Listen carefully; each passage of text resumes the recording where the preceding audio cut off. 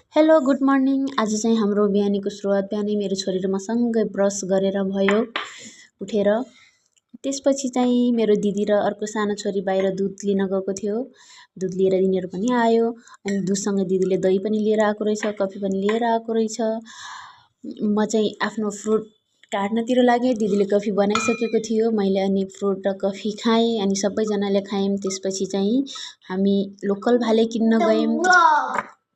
Local भाले किनेर आइसकेपछि भाइले काटकुट पारेर यता मासु बन्न थालिसकेको थियो। काटेको चाहिँ मैले भिडियो बनाएन।